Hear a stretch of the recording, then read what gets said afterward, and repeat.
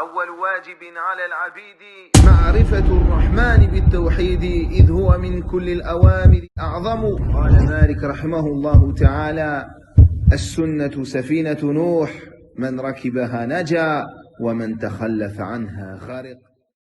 Alhamdulillah, wassalatu wassalamu ala rasulillah.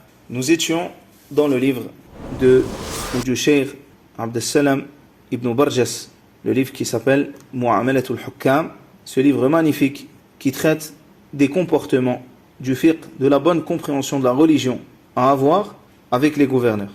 Et nous étions dans la deuxième partie, ou plutôt nous étions dans le deuxième point, qui est l'importance de l'invocation pour le dirigeant. Il dit l'exemple de cela, rahimahullah ta'ala, se trouve dans le livre de l'imam Al-Hassan ibn Ali al-Barbahari, qu'Allah lui fasse miséricorde, As-Sunnah. Il dit: si tu vois l'homme invoquer contre le dirigeant, alors sache qu'il est un partisan des passions. Et si tu vois l'homme invoquer pour le gouverneur, afin qu'il soit guidé, alors sache qu'il est un partisan de la Sunnah. Et il y a aussi dans ce livre le fait qu'on ne doit pas dire d'une personne que c'est un partisan de la Sunnah, jusqu'à ce que soit rassemblé chez lui l'ensemble des attributs des gens de la Sunnah. Parmi les attributs des gens de la Sunnah, il y a le fait d'invoquer pour le dirigeant, que le dirigeant soit pieux ou pervers. Et nous parlons du dirigeant musulman, et pas du dirigeant mécréant. Ainsi, parmi les attributs des gens de la Sunnah, le fait d'invoquer pour le dirigeant musulman. Et parmi les attributs des gens de l'innovation, le fait d'insulter ou d'invoquer contre le dirigeant musulman. Et le cheikh dit, Al-Fudayl ibn Iyad a dit: si j'avais une invocation, je ne l'aurais faite que pour le gouverneur. En effet, il nous a été ordonné d'invoquer pour eux qu'ils soient guidés. Et il ne nous a pas été ordonné d'invoquer contre eux, même s'ils sont injustes. Car leur injustice est contre leur propre personne, ainsi que les musulmans, et leur guide est pour leur propre personne et pour les musulmans. Cette parole a été rapportée dans Tabaqat al-Hanabila. Ici, barakallahu fikum, nous voyons certaines paroles des prédécesseurs sur ce sujet, sur le fait de se comporter d'une manière correcte lorsque le dirigeant est pieux ou lorsque le dirigeant est un pervers.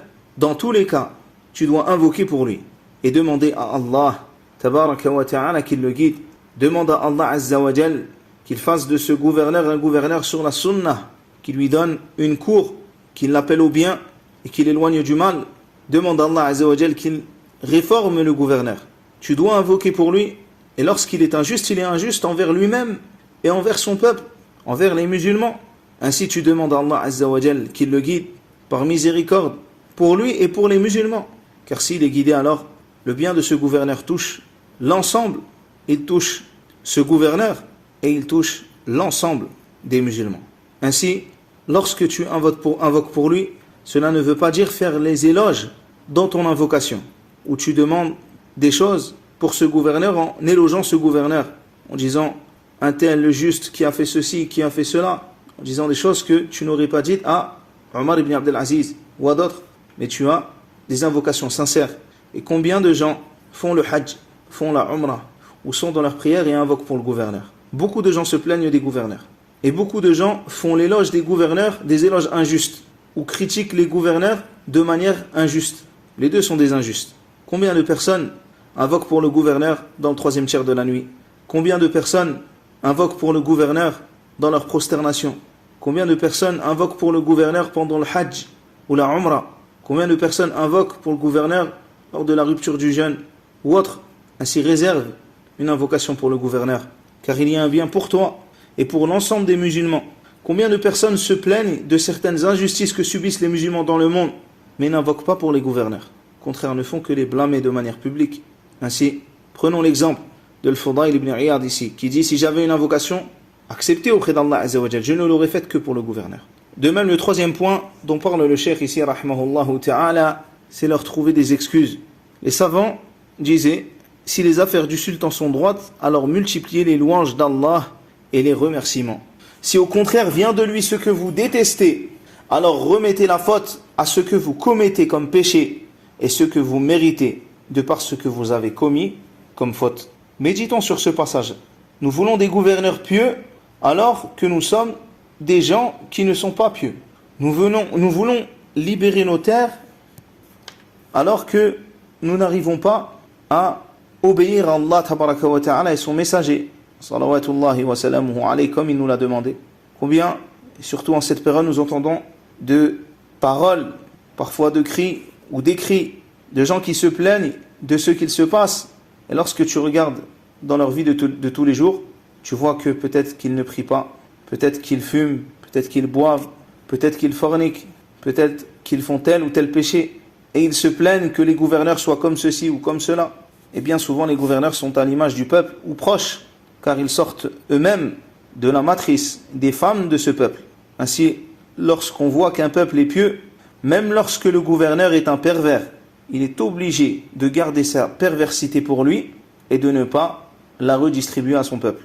Mais lorsque le gouverneur est un pervers et que le peuple est perverti au point que le peuple se met à commettre des perversions et à insulter le gouverneur, des choses que eux-mêmes commettent, ou bien certains parmi les traîtres commencent à faire les éloges des gouverneurs sur le mal qu'ils commettent, au lieu de les conseiller de faire le bien ou de se taire lorsqu'ils font le mal, ils embellissent le mal qu'ils font en disant un tel, le juste, un tel, Allahu Akbar, qui fait le bien, le grand gouverneur, etc. Alors qu'en réalité, ils ne méritent pas d'éloge.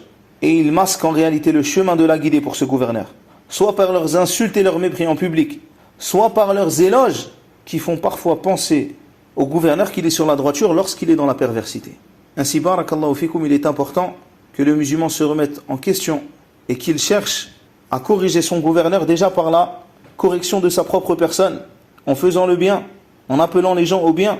Et le cheikh dit par la suite, et trouver des excuses au sultan en raison de la multitude des affaires qui lui incombent et des nombreuses difficultés qu'il affronte pour améliorer l'ordre dans les différentes parties du royaume, repousser les ennemis et satisfaire les alliés, du faible nombre des conseillers, du grand nombre de têtes lises, de tromperies et de convoitises. Fin de citation du livre Siraj al-Muluk de At-Tartouchi. Et ici, subhanallah, il faut savoir que le gouverneur est dans une situation extrêmement délicate. Il se retrouve avec énormément de responsabilités dans une affaire où il est jugé par Allah tabaraka wa ta'ala et il est jugé par les hommes qu'il gouverne. Il est constamment épié, chacun de ses faits et gestes sont regardés par son peuple et par ses ennemis.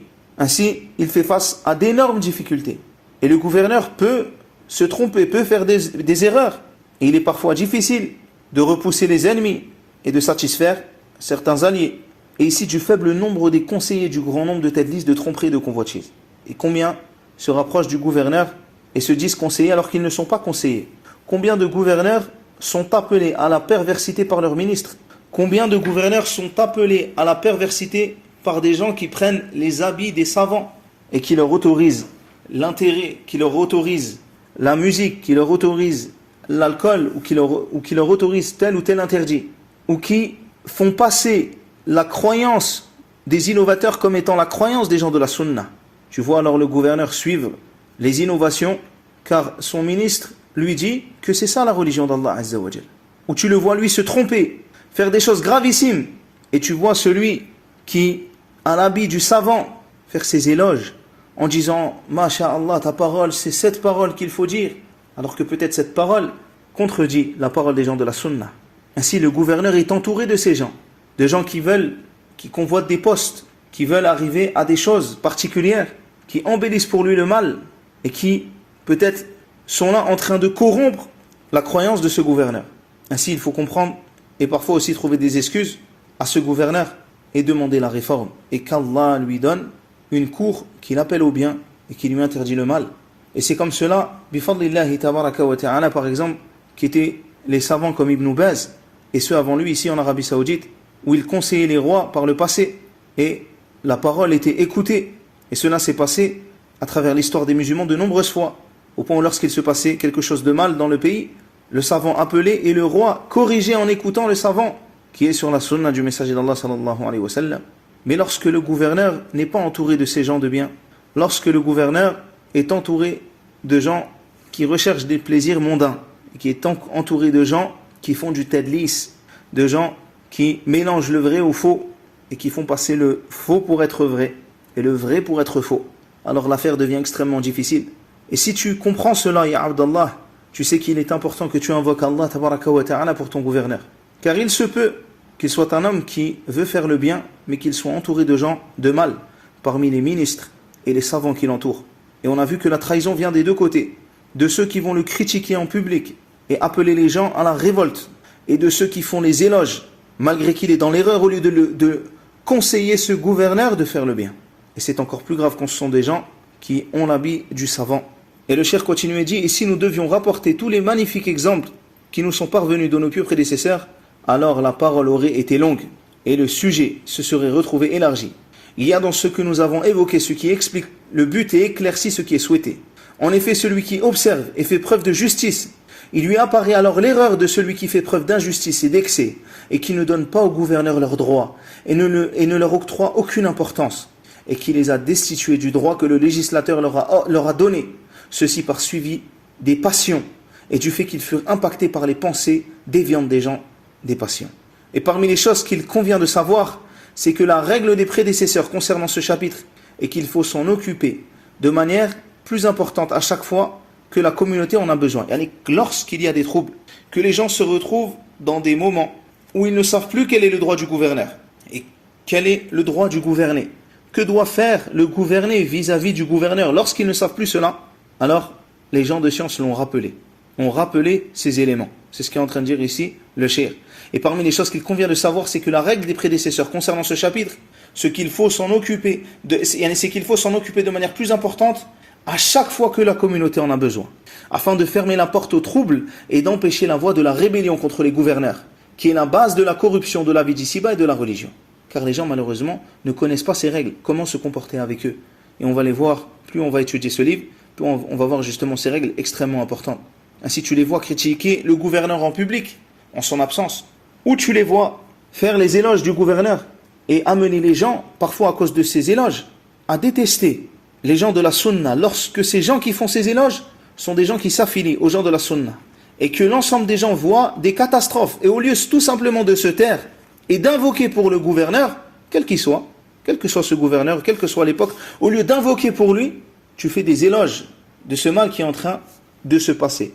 Ainsi, les premiers égarent et appellent à la rébellion, et les deuxièmes sont des traîtres vis-à-vis du gouverneur, qui au lieu d'appeler au bien et de leur montrer leurs erreurs, servent de combustible aux rebelles, en disant, regardez, en réalité, voilà ce qu'ils veulent, qu'on fasse les éloges de ceux qui ne méritent pas l'éloge. Ainsi, les premiers sont le feu qui ronge et amène à la guerre, et les deuxièmes sont le combustible qui, par leur trahison de ce dépôt, par leur trahison de cela, font en sorte que ces rebelles se rebellent et trouvent des gens qui écoutent leurs paroles. Wallahu al-musta'an. Il dit, et cette règle a pris forme dans ce qu'a écrit les imams de la da'wa du Najd, à ce sujet, qu'Allah leur fasse miséricorde. Rahimahumullah. Lorsque s'est infiltré certaines pensées déviantes auprès de certains groupes qui s'affilient au bien et à la piété. Ils ont alors, qu'Allah leur fasse miséricorde, multiplié l'évocation de ce chapitre, l'ont développé, l'ont expliqué à de multiples reprises, afin d'en rajouter à sa clarté et afin d'anéantir les ambiguïtés. Ils ne se suffirent pas d'une seule parole, et ne se suffirent pas d'un seul d'entre eux sur ce sujet dangereux. Ceci car ils savaient que l'ignorance de ce chapitre pouvait engendrer comme catastrophe et mot incontrôlable. Ainsi, le fait d'ignorer ce chapitre de la science emmène à des catastrophes. Le fait de ne pas savoir comment se comporter avec les gouverneurs. Regardez, cela a emmené à quoi? À ce qu'ils ont appelé le printemps arabe, qui était en réalité la destruction. Et combien de sang a coulé, combien de pays sont jusqu'à maintenant divisés à cause de cela. Ainsi, subhanallah, il n'y a pas dans la rébellion de bien, dans la rébellion contre le gouverneur musulman, les gens ne donnent pas le droit au gouverneur, ne se comportent pas comme ils doivent se comporter avec le gouverneur, et cela amène au trouble et à la destruction des pays. Et ce qui arrive à la fin de tout cela, à la fin de ce chemin, c'est une chose qui est arrivée à chaque époque. Lorsque tu vois ces imbéciles qui critiquent le gouverneur en public, alors que le gouverneur n'est pas là, et qui le font du haut du minbar, ou ils le font sur les réseaux sociaux, ou les marchés, ces gens-là appellent en réalité à la destruction de leur pays. Et une fois que le pays est détruit, qui vient remplacer ce gouverneur injuste? Des mécréants encore plus injustes. Et combien de terres avons-nous perdu? Combien de musulmans furent tués? De femmes dont l'honneur fut volé? Combien de terres, subhanallah, furent spoliées? Et d'argent fut pris et distribué entre les pires de la création. Parce que les gens ont pris ce chemin de la révolte contre le gouverneur. Et bi'idhnillah, nous allons nous arrêter ici. Et la semaine prochaine, bi'idhnillah, nous allons rentrer dans le reste de ces règles. Je ne veux pas faire trop long pour vous. Dans le reste de ces règles, bi'idhnillah, wa farakumullah. سبحانك اللهم وبحمدك أشهد أن لا إله إلا أنت أستغفرك وأتوب إليك والسلام عليكم ورحمة الله وبركاته